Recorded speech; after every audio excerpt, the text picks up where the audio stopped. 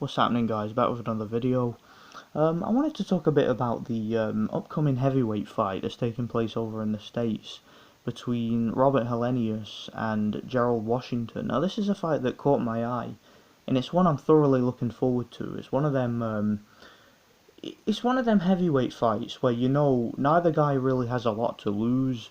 Neither guy is really gonna go on to be a world champion. I'm not expecting either of these guys to really do that much in the division, if I'm being honest. But it's a fight that I think in its own right is going to be a really entertaining one and a really interesting one too. And yeah, Robert Helenius taking on Gerald Washington. It's a fight that, if you think about it, really should only go one way.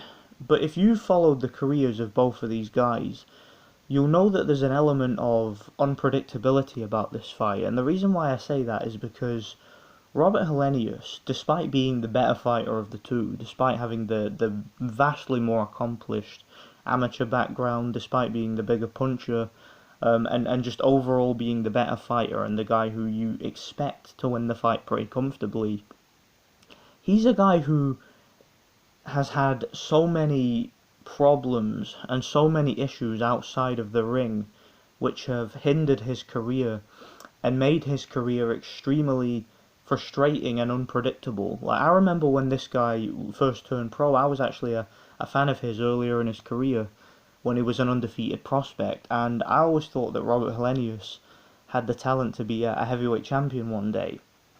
The problem is that during his development as a contender, he had to contend with so many problems, mainly his injuries. This is a guy that has had numerous injuries which have led to numerous layoffs throughout his career. I mean, he has had multiple broken hands. He has had shoulder surgery on more than one occasion.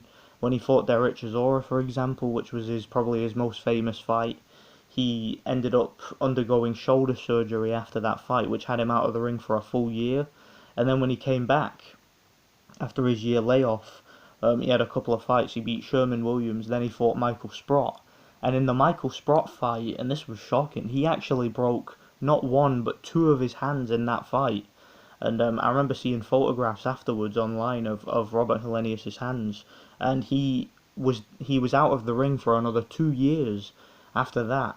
And yeah, even when he came back, he had problems with his weight, he had stamina issues, and he had problems promotionally too. I believe he had like some big crazy legal lawsuit against the Sauerlands. The Sauerlands were, over the past few years have been very well known to have legal trouble with their fighters, so I don't really know fully what that was all about, but I know there was trouble which kept him out of the ring. And when he did ultimately come back from his layoff, he's been very up and down with his performances. Like, you'll get a performance like his last fight, for example, where he fought Erkan Tepe, which was one of the best performances of his career.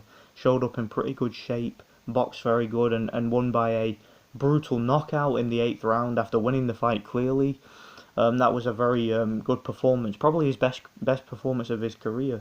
But then you'll get other performances like the Dillian Whyte fight, for example, where, and to be fair, he took that fight on short notice, but when he showed up to that fight, it was just a really poor effort. I mean, he ran out of gas after 4 rounds and got completely outworked and lost a clear decision.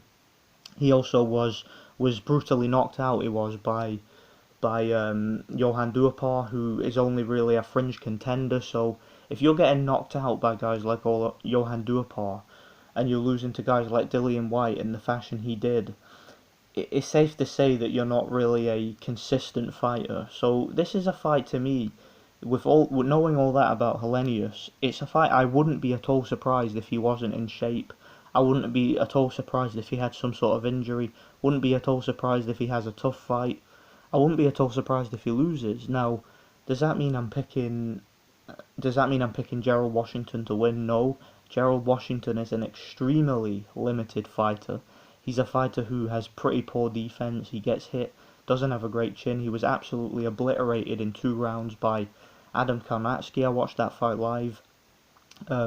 Yeah, it was on one of them PBC undercards. I remember watching it on ITV4, and yeah, Adam Karnatsky just absolutely blew him away in 2 rounds. He was broken down and stopped by Jarrell Miller.